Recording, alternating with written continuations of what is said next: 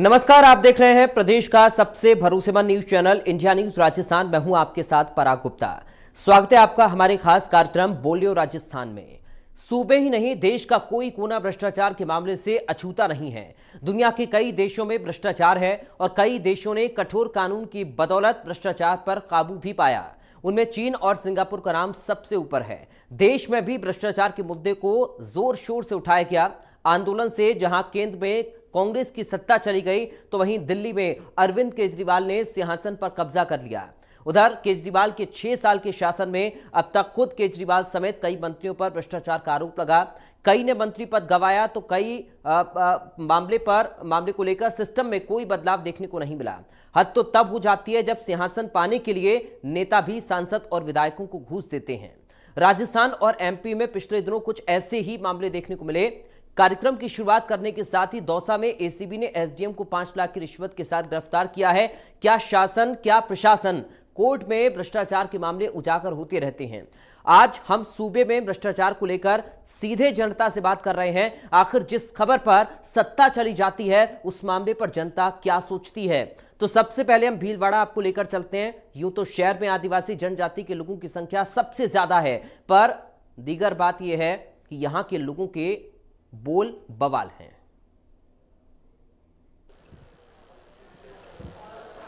India news के सबसे favourite कार्यक्रम बोलियो राजस्थान के तहत आज हम भीलवाड़ा की जनता से बात करेंगे भ्रष्टाचार के मुद्दे पर। जहां भ्रष्टाचार की बात करें तो एंटी करप्शन ब्यूरो की अभी राजस्थान की कमान जहां डीजी बीएल सोनी के पास है और एडीजी दिनेश एनएम के नेतृत्व में राजस्थान में एंटी करप्शन ब्यूरो लगातार कार्रवाई कर रहा है। वहीं अगर भीलवाड़ा जिले की बात करें तो यहाँ का जो एंटी करप्शन ब्यूरो है, इसकी कमान ब्रजराज सिंह चारण के हाथ में और उनके नेतृत्व में लगातार यहाँ पर समय समय पर कार्रवाई भी होती है। लेकिन फिर भी सरकारी कार्यालयों में भ्रष्टाचार का बोलबाला जारी है और भ्रष्टाचार यहाँ आम जन को कितना परेशान करता है, आइए इनसे जानते हैं आम जन से कि भीलवाड़ा में भ्रष्टाचार से सबसे ज़्यादा कौन से डिपार्टमेंट में ये लोग परेशान हैं और इसके बचाव के लिए हमें क्या करना चाहिए। जी सर, भ्रष्टाचार आम जन को परेशान कर रखा है, कैसे इस पर लगाम लगे। भ्रष्टाचार आम जन के रगों रगों में बसे, जितने भी हैं जो जनता से जुड़े हैं, वहाँ भ्रष्टाचार अपने चरम सीमा पर है। कहीं भी बिना पैसे दिए काम नहीं होता, चाहे वो स्थानीय निकाय हो, पुलिस हो, आरटीओ हो, इन सब में भ्रष्टाचार व्याप्त है और इसको रोकने के लिए हमें सख्त प्रयास करने चाहिए। क्या प्रयास करने चाहिए आपके हिसाब से अगर बात प्रयास है कि जो भ्रष्टाचारी पकड़ा जाता है, हालांकि छोटे स्तर के लोग पकड़ते हैं, बड़े स्तर के लोग इनके पकड़ में नहीं आते हैं, क्योंकि वो ले दे के उनका वर्चस्व रहता है, इसलिए उनके खिलाफ कोई हाथ नहीं डालता है। इसी कारण से भ्रष्टाचार बढ़ रहा है। उनको रोकने के लिए इनके खिलाफ सख्त कार्रवाई होनी चाहिए। इनको अगर ये पकड़े जाते हैं तो उनको बर्खास्त करना चाहिए, ना कि और इनको सीधा ही बर्खास्त करना चाहिए नौकरी से इन लोगों को। भ्रष्टाचार पर कैसे लगाम लगे। भ्रष्टाचार पर लगाम लगने के लिए सबसे पहला जो मैंने कहा आपको कि हमारा का जो युवा है आज के, उनको आगे आना चाहिए और शुरुआत भ्रष्टाचार को रोकने की सबसे पहले अपन से, अपने परिवार से और अपने शहर से होनी चाहिए। हमें दूसरों पर दोषारोपण देने से बचना चाहिए कि हमारा जो देश है उसको अगर हमारे को पूरे सोने की चिड़िया बनाना है, इन भ्रष्टाचारियों को रोकना है, तो शुरुआत हमें अपने से करनी होगी, तब जाके हमारा जो भ्रष्टाचार पर लगाम लगेगी। और एक बात और मैं कहना चाहता हूं, यदि भ्रष्टाचारियों पर सख्त कार्रवाई हो, उनकी संपत्ति अगर जब्त हो और उनके परिवार पर भी कार्रवाई हो और उनके रिश्तेदारों पर कार्रवाई हो, तब जाके ये भ्रष्टाचारों पर लगाम लगेगी और सख्त से सख्त कार्रवाई होगी। और इसमें राज्य सरकार का और केंद्र सरकार का रोल रहता है।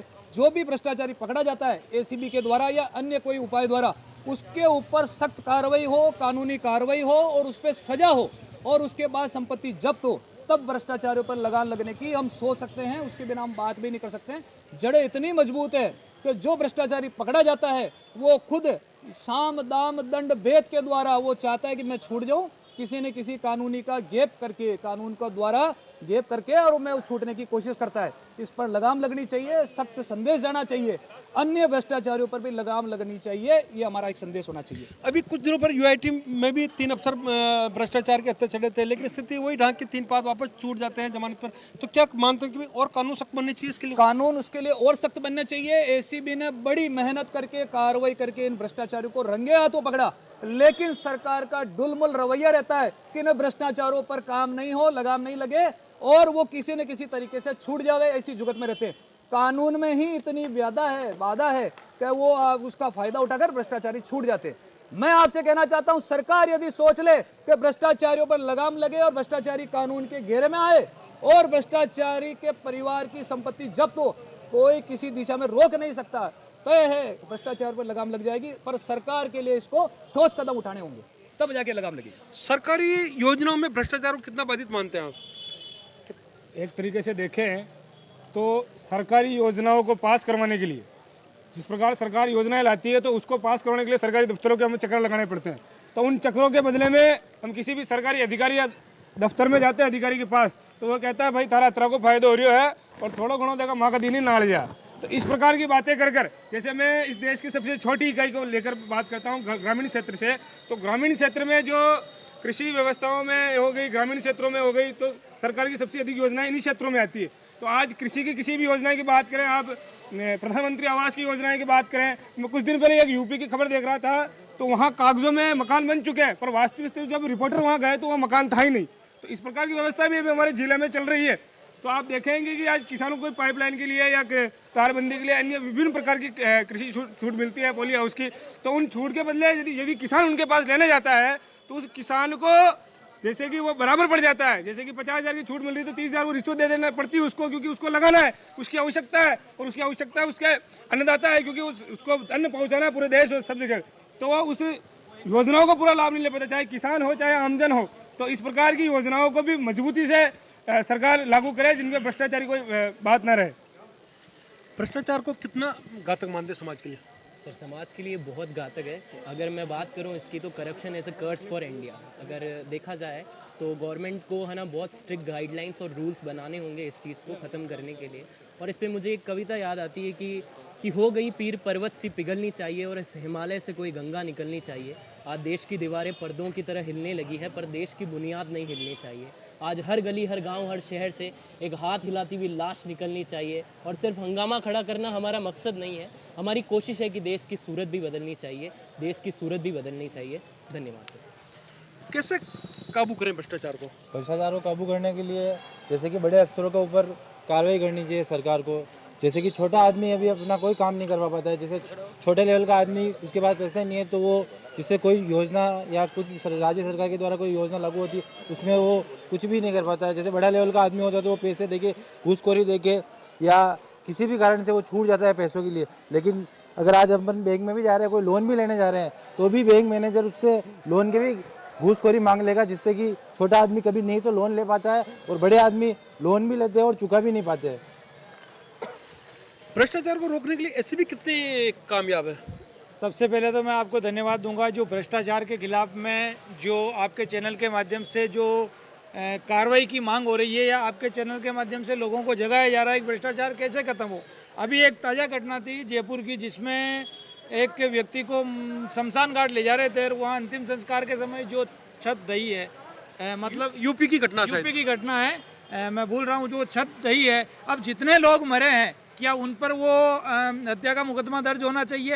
होता क्या है, मेन सबसे बड़ी बात यह है कि कोई भी काम लेते हैं, भ्रष्टाचार की बात बता रहा हूँ, तो उसमें ये टारगेट रहता है कि अपने को 100 रुपये, जैसे 100 कट्टे लगाने हैं सीमेंट के, तो उसमें 10 कट्टे बाबू से लगा कर चेयरमैन तक के करते करते करते 100 कट्टे जहाँ लगाने हैं वहाँ 25 कट्टे हो जाते हैं। अब वो काम कैसा होगा आप सोच सकते हैं। ये भ्रष्टाचार, यही नहीं हर विभाग में यही हो रहा है। और हाँ, पकड़ते कैसे? आज जो भी करप्शन ब्यूरो काम कर रही, पकड़ रही है, तो मैं मानता हूं कि उनको, जिन लोगों को पकड़ा जा रहा है, वो छूट क्यों रहे, उन पे वापस कार्रवाई क्यों नहीं हो रही, या ऐसा अखबार या मीडिया में ऐसा क्यों नहीं आ रहा है कि उनको ये सज़ा मिल गई और वो जेल में है और उनको ये इतने सालों तक जेल में रखा जाएगा। ऐसा कुछ भी नहीं हो रहा है। अगर भ्रष्टाचार को खत्म करना है तो ऐसे लोगों पर कार्रवाई करनी होगी। और मैं तो ये कहता हूँ कि आज जिसके 40-50 हज़ार रुपये तनख्वाह है, सैलरी है, 2 साल 3 साल उसको नौकरी हुए और 2-4 करोड़ का उसके बंगला है, तो उस पर प्रशासन या सरकार सोच क्यों नहीं रही है कि कैसे ये पैसा बना? भ्रष्टाचार से ही बना। आज अगर मैं भी ये मानता हूँ कि हर व्यक्ति भ्रष्टाचारी है और चोर है, चोर वो है जो पकड़ में आ जाता है, जो पकड़ में नहीं आया वो एकदम साफ है, क्लीन है, और पकड़ में आने वाला ही भ्रष्टाचारी है। ऐसा क्यों?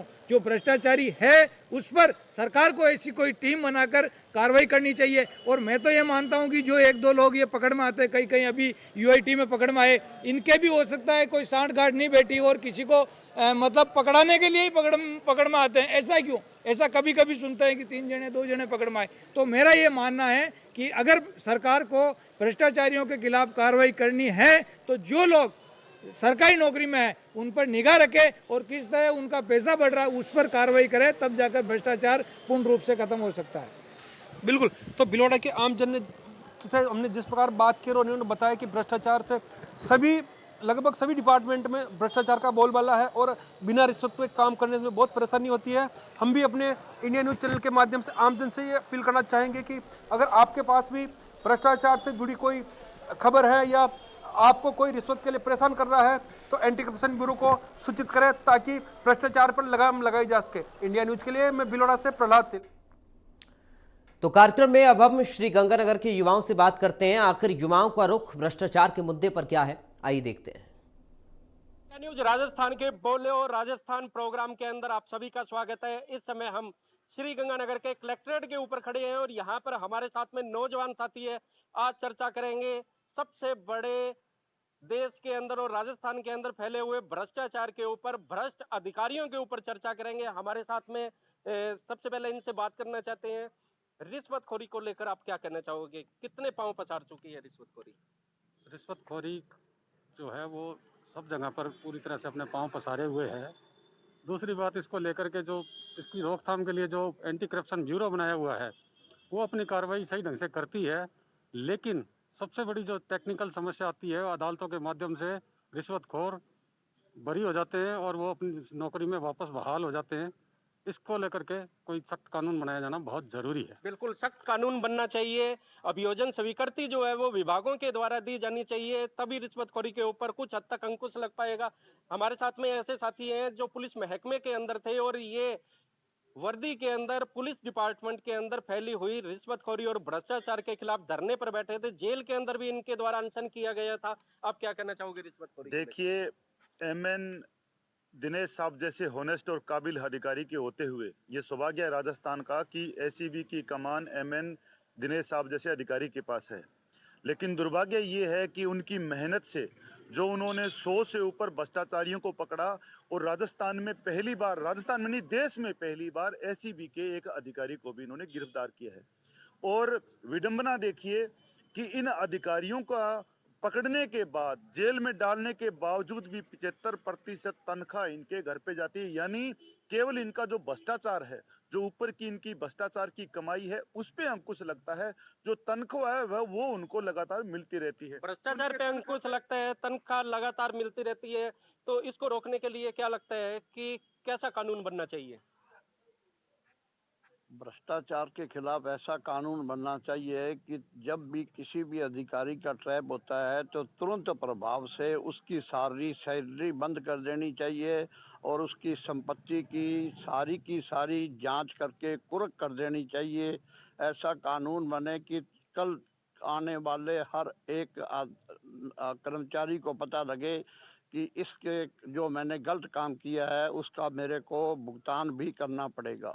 भुगतान करना पड़ेगा, ऐसा कानून बनना चाहिए कि उसका जो सामान है उसका कुर्क किया जाना चाहिए, तनख्वाह बिल्कुल रोक देनी चाहिए, सस्पेंड किया जाना चाहिए, बर्खास्त किया जाना चाहिए। जितना बड़ा अधिकारी उतनी बड़ी रिश्वतखोर अधिकारियों से कितने परेशान हो? आज आमजन परेशान है जी रिश्वतखोर अधिकारियों से, क्योंकि छोटे से लेकर छोटे सा काम भी तो रिश्वत के थ्रू ही होता है। अगर पुलिस महकमे भी चल जाओ तो भी वो समझौते के लिए भी, समझौता होने पर भी पैसा मांग लेते हैं कि चाय पानी का खर्चा तो दो। तो ये भ्रष्टाचार है जिससे क्या बुरी तरह से आमजन परेशान है और इन लोगों पे फुल अंकुश लगाना चाहिए पूरी तरीके। मतलब इनको ना, मतलब ऐसा कर देना चाहिए कि दोबारा दूसरा देख के सबक मिल जाए, उसको सबक मिलना चाहिए, ऐसा कानून बनना चाहिए। आप क्या कहना चाहोगे भ्रष्टाचार को लेकर? जितने भी डिपार्टमेंट है ना, इन पर सख्त कार्रवाई होनी चाहिए। जो सरकार इन पर कार्रवाई करे, जो गलत काम करे उसको तुरंत सजा मिलनी चाहिए, उसको नौकरी से बर्खास्त करना चाहिए और जो उसने वेतन लिया वो भी उसका वापस लेना चाहिए जितना लिया उसने, और उसके परिवार वालों को कभी भी इस तरह की नौकरी नहीं मिलनी चाहिए। मेरा परिवार को नौकरी नहीं मिलनी चाहिए, किसी भी सदस्य को वेतन वापस लिया जाना चाहिए और ऐसा सबक मिले ताकि अन्य जो अधिकारी है देखने वाले और उनको भी ये लगे कि दोबारा कोई रिश्वत लेने से पहले कई बार सोचे।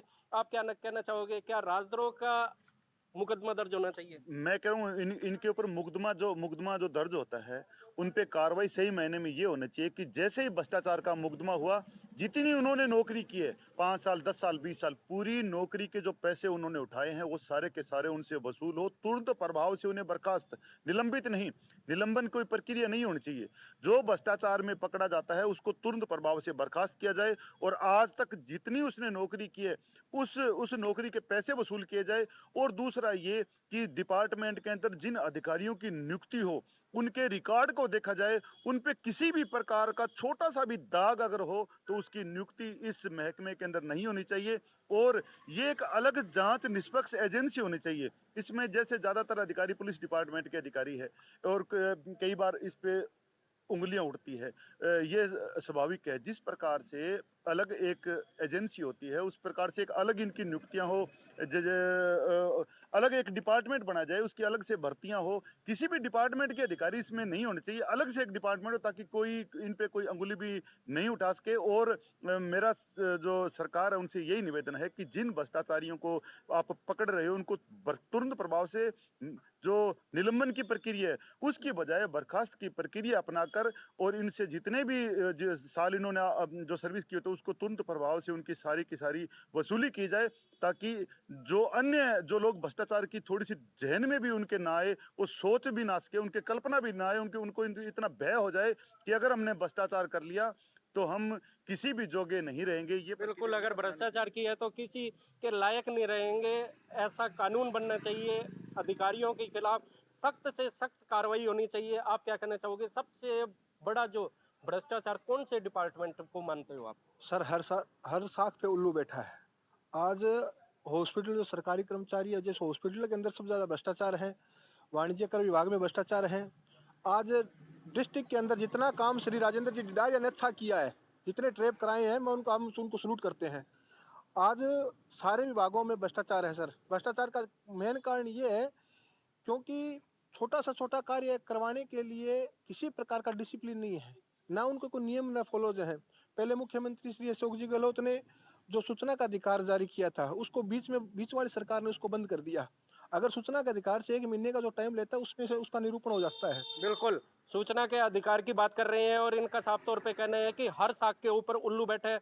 तो साफ तौर पे कहा जा सकता है कि सभी डिपार्टमेंटों के अंदर भ्रष्टाचार जो है वो पूरी तरीके से अपने पांव पसार चुका है। अब देखना यही होगा कि सरकार ऐसे भ्रष्टाचार अधिकारियों और इन भ्रष्ट कामों को रोकने के लिए क्या ठोस कदम उठाती है। मैं कैमरामैन रामकिशन के साथ में इंडिया न्यूज के लिए श्रीगंगानगर। तो रिश्वतखोरी से परेशान कोटा के लोगों का कहना है कि आम लोगों ने धारणा बना ली है कि बिना रिश्वत के काम नहीं होगा। अधिकारियों ने भ्रष्टाचार को शिष्टाचार बना लिया है। रिश्वतखोरी पर किस तरह से लगाम लगाई जा सकती है, देखिए कोटा के लोगों की मन की बात। देश में भ्रष्टाचार के मामले लगातार सामने आ रहे हैं और ऐसी भी भ्रष्टाचारी के ऊपर लगाम भी कस रही है, लेकिन मामले कम नहीं हो रहे हैं और लगातार जो है रिश्वतखोरी के प्रकरण सामने आ रहे हैं। लोग हमारे साथ मौजूद है कोटा के, क्या कुछ सोचते हैं, रिश्वतखोरों के ऊपर किस तरह की कार्रवाई होनी चाहिए, बात करेंगे, जानने की कोशिश करेंगे। साहब, रिश्वतखोरी के प्रकरण लगातार सामने आ रहे हैं, क्या कुछ? रिश्वतखोरी में जहाँ तक है वहाँ तक मॉनिटरिंग की कमी होती है। सरकार का मुखिया ही अगर चोर साबित हो तो नीचे का डिपार्टमेंट अपने आप चोरी करता रहेगा। मेरा जहाँ तक है, रिश्वतखोरी के लिए बड़े बड़े मुद्दे उठाते हैं, अखबारों में देते हैं, मीडियाओं में देते हैं। बड़े बड़े अधिकारी, चाहे वो थाने के अधिकारी रहे हों, इनकम टैक्स के हों, सेल टैक्स के हों, जो औरों पे लगाम लगाने वाले हैं, उनका अपने डिपार्टमेंटों पे लगाम नहीं है। जहाँ तक वो 99% अगर मुखिया सरकार का हो चाहे किसी डिपार्टमेंट का हो, अगर वो चाह ले तो उसके डिपार्टमेंट में चौवन्नी की भी रिश्वतखोरी नहीं होगी, ऐसा मेरा मानना है। बाकी अपन नीचे की छोटी छोटी चिड़ियाओं को पकड़ते रहेंगे जब तक बाज पकड़ाई में नहीं आएंगे, इस मुद्दे का हल नहीं होगा। बिल्कुल साफ तौर पे कितना परेशान रिश्वतखोरी से अधिकारियों से, कर्मचारियों सर, अपन जहाँ जाएं वहाँ रिश्वतखोरी है। आप नगर निगम देख लो या UIT देख लो, हर डिपार्टमेंट में जाते हैं तो वहाँ छोटे स्तर से आपको जाने से परेशानी होती है। आप जैसे जन्म प्रमाण पत्र बनाने जाएंगे तो उसके लिए आपको पैसा दोगे तो जल्दी काम हो जाएगा, आप पैसा नहीं दोगे तो महीनों चक्कर काटना पड़ता है। नई दंपतियों का विवाह होता है तो उनके शादी के प्रमाण पत्र बनते हैं तो उनको कहीं सामना करना पड़ता है, वहाँ बैठे रहते हैं, भूखे प्यासे जाते हैं। बिल्कुल, बाबू से लेके ऊपर के अधिकारियों तक भ्रष्टाचार की बात है। कितना परेशान हो जाते हैं और किस तरह की कार्रवाई इन लोगों के ऊपर होनी चाहिए? भ्रष्टाचार जीवन शैली का अहम हिस्सा बना लिया है। नौकरी लगने के बाद नौकरी को तो एक तरफ रख देता है और उससे संबंधित जितने भी काम होते हैं ना, व्यक्ति उसके पैसे तय कर लेता है। पैसे तय के लिए बिना कोई भी काम नहीं करना चाहता। और भ्रष्टाचार न ऊपर से नीचे होता है, न नीचे से ऊपर होता है। भ्रष्टाचार तो व्यक्ति के आचरण पर निर्भर करता है। वो आचरण नौकरी लगते ही उसमें मूल बना लेता है, इसलिए भ्रष्टाचार होता है। इसमें अंकुश की जहाँ तक बात है, सरकार जो है ना, सरकार की कतनी करने में दिन रात का अंतर होता है। ये बात सही है कि भ्रष्टाचार के मुद्दे आए दिन उजागर हो रहे हैं, पकड़े जा रहे हैं।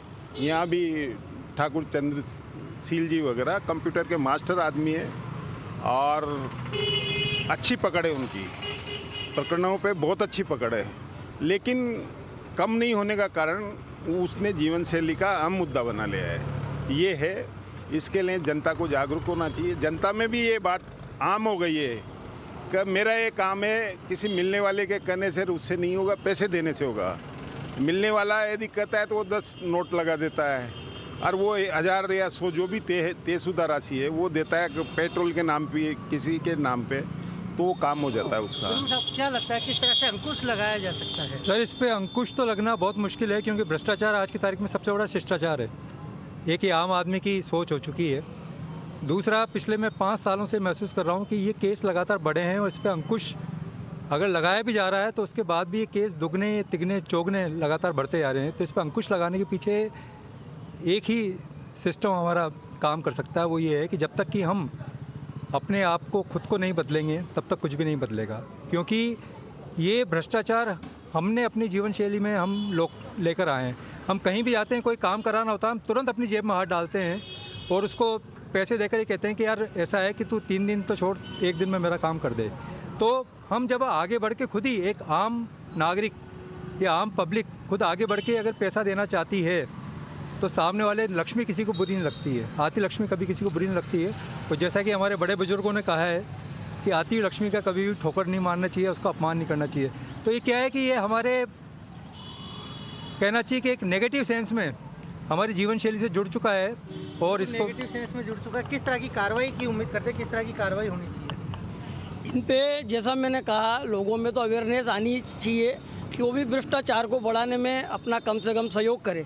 लेकिन फिर भी मेरा यह मानना है, अगर डिपार्टमेंटली ऐसी मॉनिटरिंग हो और अधिकारी चेकिंग करते रहे, जैसे मान लो अगर रोडवेज का मामला है तो रोडवेज के अधिकारी देखें कि बिना टिकट के अगर जारी है बस तो कैसे जारी है। उसी प्रकार रेत आपके सामने देख लो, रेत का सबसे बड़ा भ्रष्टाचार का मुद्दा सरकारों के बिल्कुल सामने, बिल्कुल आँख के का काजल चुराने जैसा चल रहा है। डेली रेत आ रही है, सरकार ने, कोर्ट ने रोक लगा रखी है, लेकिन अधिकारियों के मिली भगत से आज के समय में रोज रेत आ रही है, शहर में धड़ल्ले से काम हो रहे हैं, कोई कार्रवाई नहीं हो रही है। होनी चाहिए, किस तरह से रोक लगा सकते हैं, क्या कार्रवाई होनी चाहिए? आम आदमी को जागरूक होना पड़ेगा, वही कार्यवाही है, नहीं तो कुछ नहीं हो सकता है। बिल्कुल साफ तौर पे तो लोग हमारे साथ मौजूद थे और सबसे बड़ी बातचीत में ये निकल के सामने आई है कि भ्रष्टाचार आज का सबसे बड़ा शिष्टाचार हो गया है। एक ताना है इस नकारात्मक सोच के खिलाफ, क्योंकि आम आदमी भी कहीं ना कहीं इसमें मुख्य भूमिका निभाता है। तो लोगों का ये कहना है कि आम आदमी को भी सोचना होगा, समझना होगा और सरकार, अधिकारी, डिपार्टमेंट जो है वो मॉनिटरिंग डिपार्टमेंट्स की करती रहे। एसीबी अपना काम कर ही रही है, लोगों को भी अपनी जिम्मेदारी समझनी होगी और अधिकारी जो विभाग के हैं उनको भी मॉनिटरिंग समय पर करनी होगी। सहयोगी संजय के साथ नितिन शर्मा, इंडिया न्यूज़। तो आपने सुना आज भ्रष्टाचार के मुद्दे पर अलग अलग जगह से लोगों की राय। फिलहाल के लिए आज के इस खास प्रोग्राम से मुझे दीजिए इजाजत। कल एक बार फिर हाजिर होंगे किसी और नए मुद्दे पर लोगों की राय जानने के लिए। नमस्कार।